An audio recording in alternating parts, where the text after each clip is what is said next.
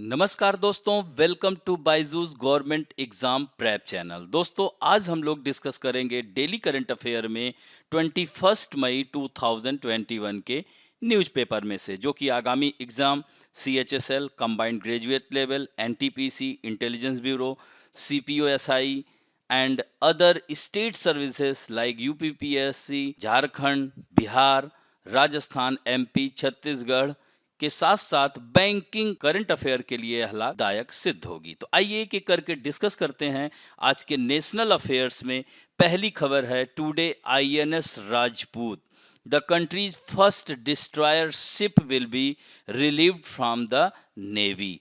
दोस्तों, 41 साल बाद, यानी 41 साल तक सेवा किया है देश का पहला विध्वंसक पोत, क्या नाम है इसका, INS राजपूत, जो कि शुक्रवार को भारतीय नौसेना से कार्यमुक्त हो जाएगा। INS Rajput, built by the Soviet Union, was first inducted into the Navy on 14 मई 1980।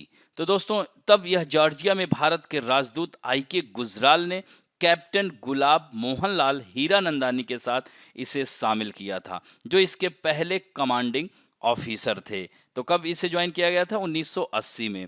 दोस्तों, पोत को विशाखापत्तनम के नौसेना डॉकयार्ड में एक समारोह में कार्यमुक्त किया जाएगा। यानी विशाखापट्टनम बंदरगाह कहाँ है, यहाँ पर है, जो कि भारत का सबसे डीपेस्ट पोर्ट है। और दोस्तों, यह लैंड लॉक्ड है, डॉल्फिन नोज पर बसा हुआ है, आंध्र प्रदेश में स्थित है। तो इस तरह से आप देख सकते हैं कि इसने कई अभियानों में भाग लिया था। ऑपरेशन अमन इन श्रीलंका, इसी तरह से ऑपरेशन पवन, मालदीव से बंधकों को छुड़ाने के लिए ऑपरेशन कैक्टस, लक्षद्वीप से ऑपरेशन क्रॉस नेक्स्ट, सब शामिल हैं। तो इन सारे अभियानों में यह हिस्सा ले चुका था। अब बात करते हैं second important news, legislative council will be establish in West Bengal. दोस्तों, जैसा कि आप लोगों को पता है कि ममता बनर्जी तीसरी बार बंगाल की मुख्यमंत्री चुन करके आई हैं। तो इस तरह से तीसरी बार वह बंगाल की मुख्यमंत्री बनी हैं। हालांकि वह अपना इलेक्शन हार चुकी थी, लेकिन फिर भी उन्हें 6 महीने का समय दिया जाएगा।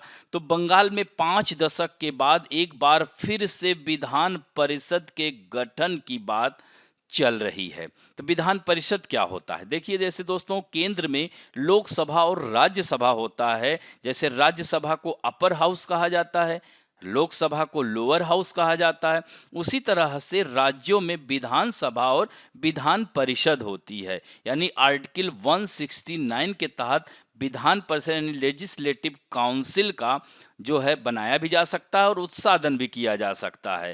तो इस तरह से TMC प्रमुख व मुख्यमंत्री ममता बनर्जी ने कैबिनेट की बैठक में लेजिस्लेटिव काउंसिल बनाने के लिए चुनावी वादे को मंजूरी दे दी है। हालांकि क्योंकि यह जो बनाया जा रहा है उसमें जो ममता बनर्जी के कुछ सीनियर लीडर थे, जिन्हें ये कहा गया कि विधान परिषद का गठन करने के बाद आपको वहां से MLC चुन लिया जाएगा। तो अब यह जो है राज्यपाल के पास मंजूरी के लिए भेज दिया गया है, जिसके बाद विधानसभा से पारित कराकर राज्य सरकार यह प्रस्ताव संसद की स्वीकृति हेतु केंद्र सरकार के पास भेजेगी। क्योंकि यहाँ पर केंद्र की भी संस्तुति आवश्यक है। अगर यहाँ पर केंद्र मना करता है तो ममता बनर्जी के लिए एक मुद्दा और हो जाएगा। तो during the recently concluded West Bengal assembly election, Mamata Banerjee kept many of the leader, मैंने यही कहा था ना, बहुत सारे लीडर को बोला था।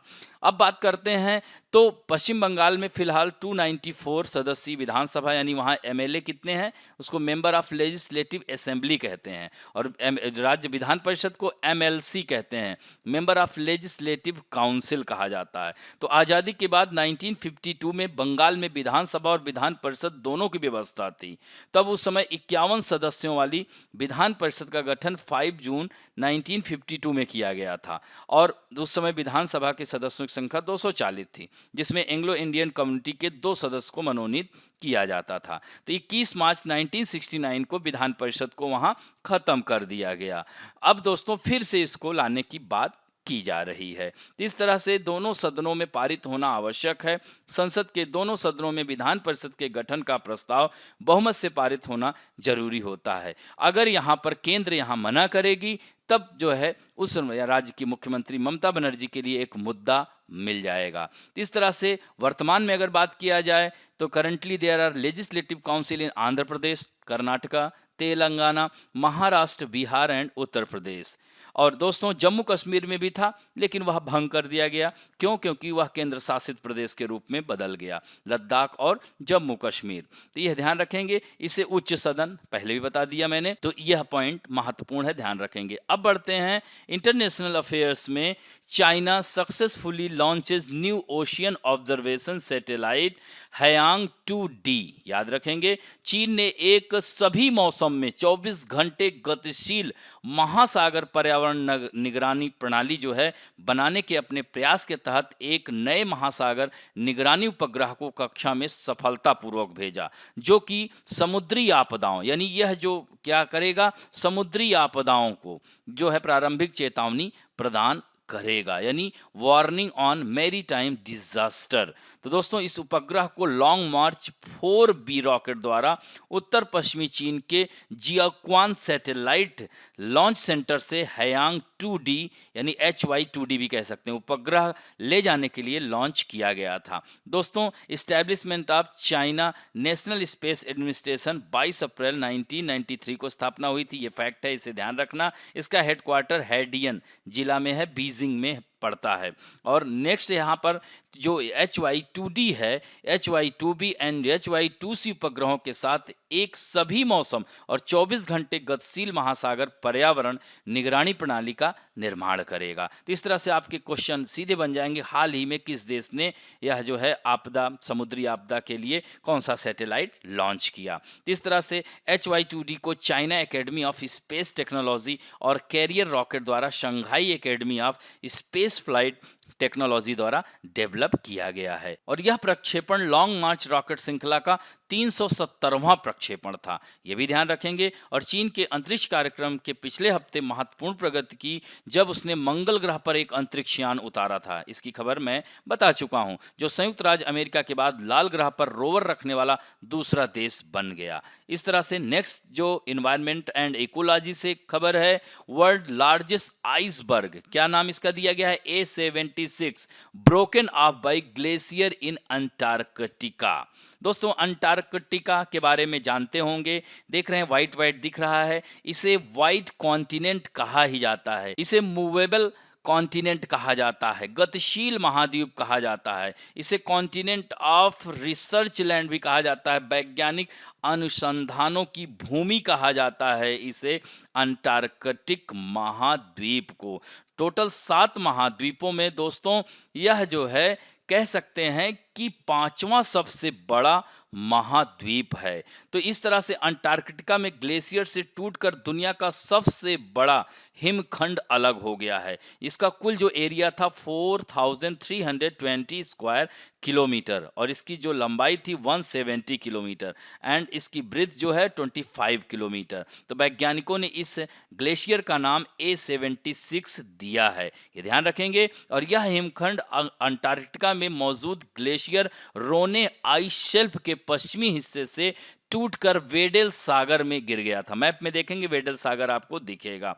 इस तरह से यहाँ पर आप देख सकते हैं कि हिमखंड आकार में स्पेनिश द्वीप मोजार्का से भी बड़ा है और यह प्यूर्टो रिको से करीब आधा है। इसके बारे में हाल ही में कोपरनिकस सेंटिनल-1 मिशन द्वारा ली गई तस्वीरों से पता चला है। तो यह आकार में दुनिया का सबसे बड़ा ग्लेशियर है। इससे पहले A23A हिमखंड दुनिया का सबसे बड़ा हिमखंड था, जिसका आकार करीब 3880 वर्ग किलोमीटर था। तो दोस्तों यह जो है आखिर क्यों ग्लेशियर से टूटकर अलग हो रहे हैं यह विशाल खंड, तो यह इसके पीछे देखिए कुछ तो नेचुरल रीजन, प्राकृतिक चक्र जिम्मेवार होता है, पर सच यह है कि हम लोग तेजी से मानवीय हस्तक्षेप की वजह से ड्यू टू ग्लोबल वार्मिंग कह सकते हैं, तापमान में वृद्धि हो रही है, जिसके चलते ग्लेशियर्स के पिघलने की दर काफी बढ़ गई है, जिसका असर इन ग्लेशियर्स पर पड़ रहा है। तो हाल ही में विश्व मौसम विज्ञान ने रिपोर्ट दी है स्टेट ऑफ ग्लोबल क्लाइमेट 2020 से पता चला है कि 2020 इतिहास का सबसे गर्म वर्ष था। इसका प्रभाव क्या होगा, जब गर्म होगा तो निश्चित रूप से ग्लेशियर्स पड़ेगा और ये ग्लेशियर्स पिघलेंगे और ग्लेशियर्स पिघल कर क्या होगा, समुद्र का तल बढ़ेगा। इसके और भी इफेक्ट होंगे, समुद्र का तल बढ़ेगा तो जो आइलैंड कंट्रीज हैं वह डूब जाएंगी। तो इस तरह से हाल ही में जर्नल द क्रायोस्फीयर में प्रकाशित एक रिसर्च से पता चला है कि दुनिया भर में जमी बर्फ के पिघलने की रफ्तार तापमान बढ़ने के साथ बढ़ती जा रही है और इसके पिघलने की जो दर है वह 1990 में 80,000 करोड़ टन प्रति वर्ष की दर से पिघल रही थी, जो कि 2017 में यह बढ़कर 1,30,000 करोड़ टन एवरी ईयर हो गई है। तो इस तरह से इसका मतलब है कि 1990 की तुलना में 65% ज़्यादा तेजी से पिघल रही है। तो इस पर जो है वैज्ञानिकों का, यानी अब हमको पेरिस जलवायु सम्मेलन, इन सब को अनुकरण करके यहाँ पर कार्बन डाइऑक्साइड के उत्सर्जन को कम करना होगा।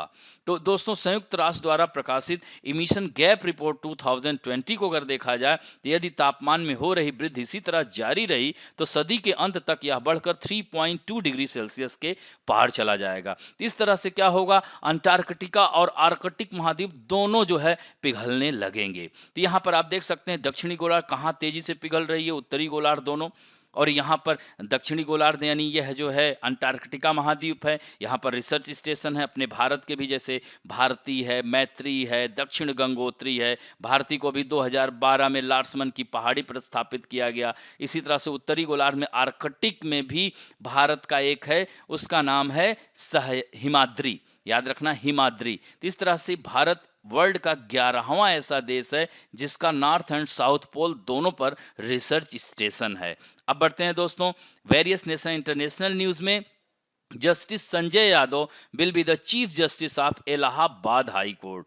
दोस्तों, इलाहाबाद हाई कोर्ट एशिया की सबसे बड़ी हाई कोर्ट है, भारत के साथ साथ एशिया की। यहाँ पर सबसे अधिक न्यायाधीशों की संख्या है। आर्टिकल 214 में भारत का उच्च न्यायालय होगा, राज्यों में एक उच्च न्यायालय होगा। तो कार्यवाहक मुख्य न्यायाधीश संजय यादव को इलाहाबाद हाई कोर्ट के मुख्य न्यायाधीश के लिए सिफारिश की गई है। इसके लिए क्या होता है, सुप्रीम कोर्ट कोलेजियम प्रणाली ने इस आशय का प्रस्ताव केंद्र सरकार को भेजा है। तो इस तरह से न्यायमूर्ति संजय यादव इससे पहले मध्य प्रदेश हाई कोर्ट में से स्थानांतरित होकर आए थे, वह मध्य प्रदेश में भी रहे हैं। तो दोस्तों, जो है केंद्र सरकार ने इलाहाबाद हाई कोर्ट के वरिष्ठतम जज जस्टिस संजय यादव को 14 अप्रैल को कार्यवाहक मुख्य न्यायाधीश नियुक्त किया गया था और वर्ष 2007 में उन्हें मध्य प्रदेश हाई कोर्ट में न्यायाधीश नियुक्त किया गया था। वह मध्य प्रदेश हाई कोर्ट के भी कार्यवाहक मुख्य न्यायाधीश रहे हैं, फिर बाद में उनका तबादला हो गया था। इस तरह से भारत के संविधान में अनुच्छेद 124 में क्या है,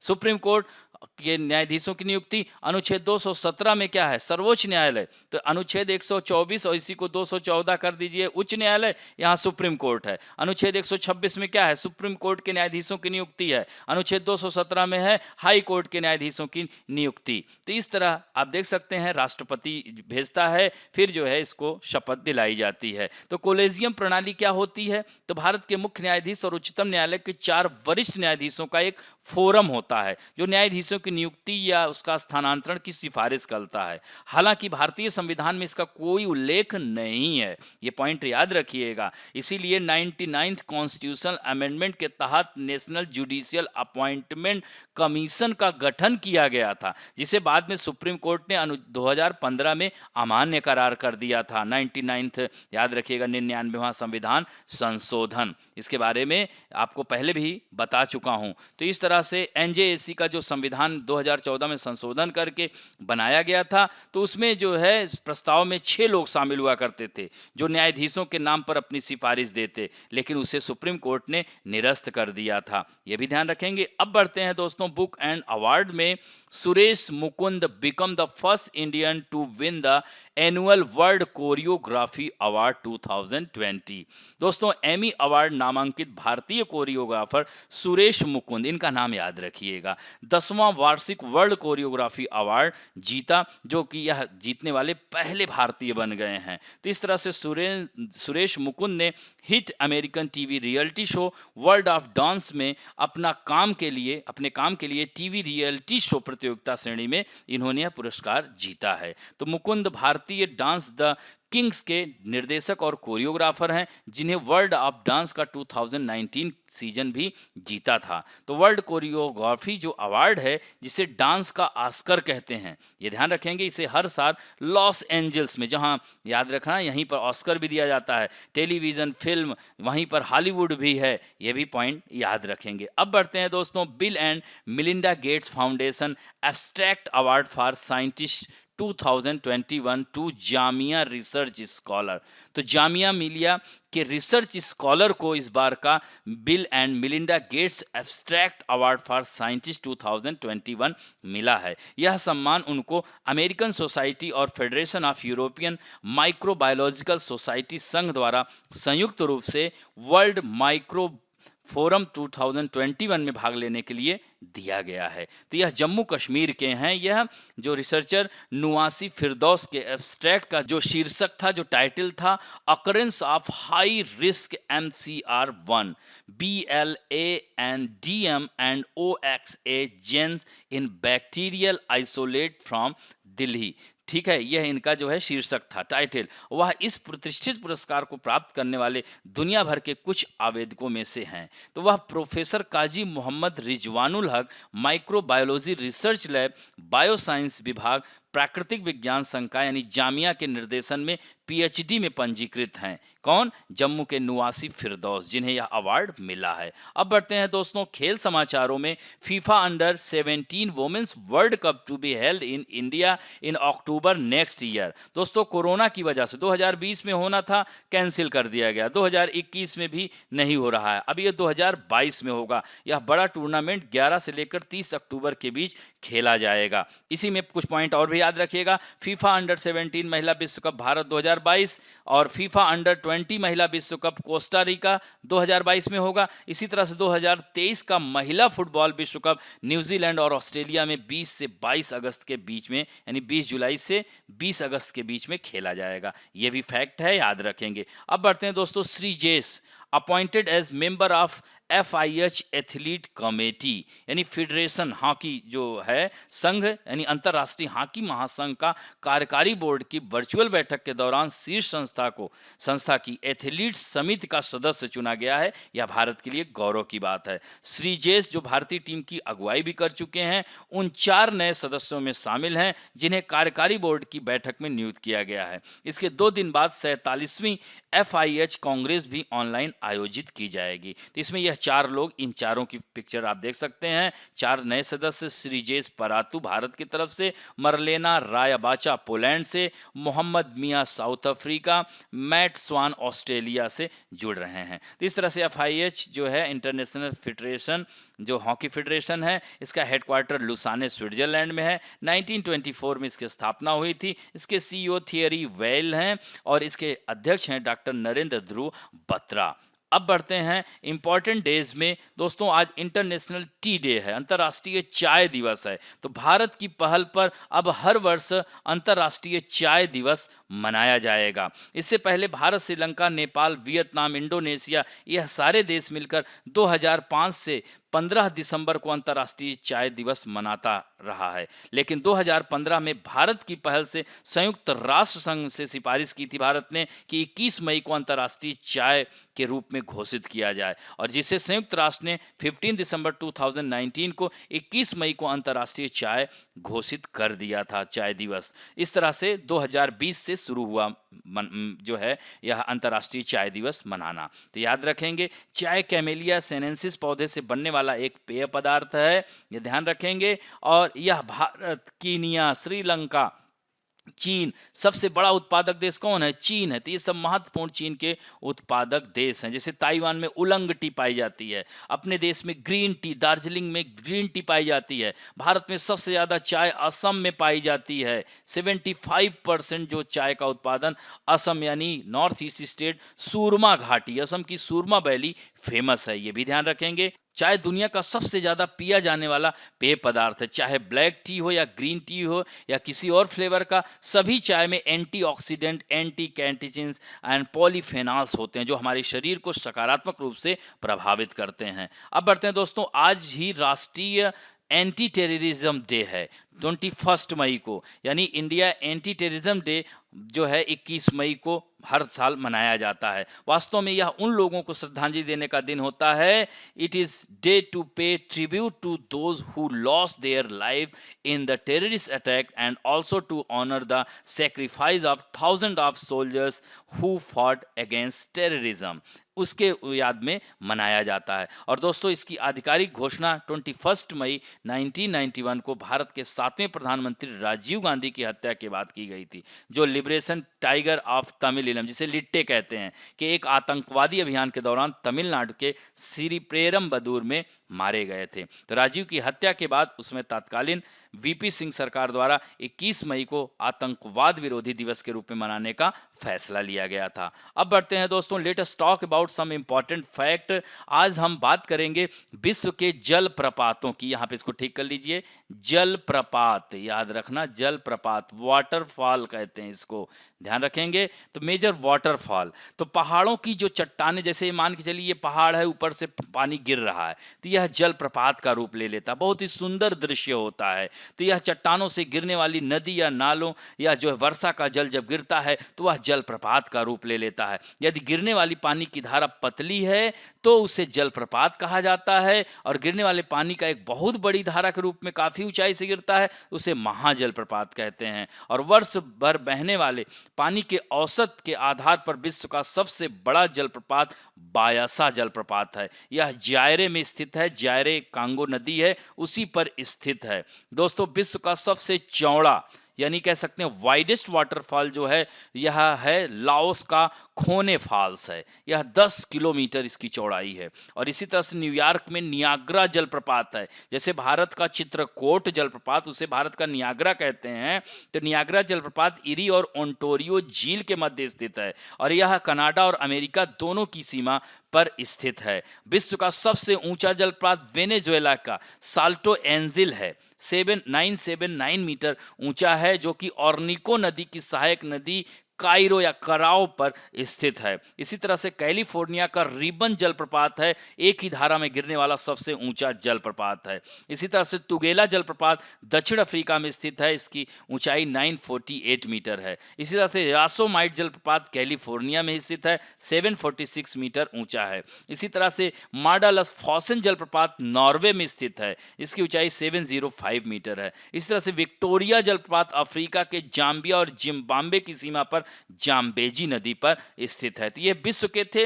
नेक्स्ट जो है क्लास में हम इंडिया के सारे जलप्रपातों की चर्चा करेंगे। तो यह महत्वपूर्ण है, सीधे सीधे आपसे पूछ लिया जाता है किस देश में स्थित है। अब बढ़ते हैं दोस्तों आप लोगों के सेक्शन में, जो कि बहुत ही अच्छा उत्तर दे रहे हैं।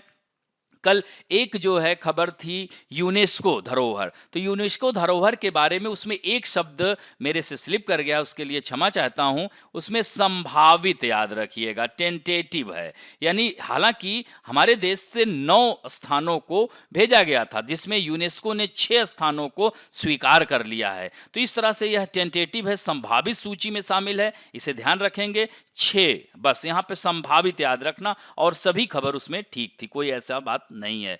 अब बढ़ते हैं दोस्तों, जो कि आज आप लोग बहुत ही अच्छा उत्तर दे रहे हैं। आज उत्तर देने वालों में हैं मनु शर्मा, अवनीत कौर, पुष्पांजलि शर्मा, अंकिता राठौर, रोली सरोज, सरबर्था बनर्जी, मंटू कुमार, रेणु बाला, ज्योति गर्ग, विन्नी, सुभाष रानी, रुपिंदर कौर, नाइम अंसारी, अनुराग उपाध्याय, दिव्यांशी सिंह, मधु आशुतोष, सूरज उपाध्याय, अनुज कुमार, अजय सिंह, पूर्णिमा जायसवाल, विवेक यादव, अनुपम मौर्य, श्रवण खालिंग, हेमंत शर्मा, विकास तिवारी, सुधांशु रंजन, तोहफा शबा तस्कीन, अमित राय, संजय नेगी, रमेश कुमार, साई नवीन, परनीता सोनी, इतने लोगों ने कमेंट और उत्तर दोनों दिए हैं। अब लोगों के कमेंट बढ़ते जा रहे हैं। इस तरह से आशा करता हूं कि और ज़्यादा से ज़्यादा लोग उत्तर देंगे। पहला क्वेश्चन है आप लोगों के सामने, which is India's first destroyer vessel that is being relieved from the Indian navy. यानी भारत का पहला विध्वंसक पोत कौन सा है जिसे भारतीय नौसेना से रिलीव किया जा रहा है? INS Virat, INS Vijay, INS Rajput, INS Delhi. Next question है, in which state is the legislative council being form once again after being abolish in 1969? Madhya Pradesh, Gujarat, Paschim Bangal, Karnataka. Next question है, which country has successfully sent a new ocean monitoring satellite into orbit called Haiyang 2D? Japan, America, रूस या चीन? Next question है, which is the world's largest iceberg that recently separated from A glacier in Antarctica? A76, A70, B76, A75 या B75? Next है, इलाहाबाद उच्च न्यायालय के मुख्य न्यायाधीश के रूप में किसे नियुक्त किया गया है? हालांकि अभी कोलेजियम ने सिफारिश भेजी है और यह कार्यवाहक मुख्य न्यायाधीश अभी हैं, अप्रैल में ही नियुक्त किया गया था, तो यही नियुक्त होंगे, ये ध्यान रखेंगे। तो justice ID Dua, Sanjay Yadav, justice Govind Mathur, Sanjay Karol. And next question है, who has become the first Indian to win the annual world choreography award 2020? Himanshu Dulani, Suresh Mukund, Melvin Louis, Sushant Khatri. And next question है, which Indian hockey player has been appointed as a member of the athlete committee of international hockey federation? PR Sreejesh, Krishna Pathak, Sardar Singh, Mandeep Singh. And next question है, which country will host the FIFA अंडर-17 women's world cup 2022? तो इस तरह से 2022 में, यहाँ पर इसको टिक कर लीजिएगा, इन 2022 2022 की जो मेजबानी कौन सा देश करेगा, कहाँ होगा? कोरोना की वजह 2020 में होना था लेकिन कैंसिल हो गया, अब 2022 में होगा। तो जापान, भारत, ऑस्ट्रेलिया या कतर? एंड नेक्स्ट क्वेश्चन है, when is the anti terrorism day is observed in India every year? हर साल मनाता है आतंकवाद विरोधी दिवस? 16 मई, 18 मई, 20 या 21 मई?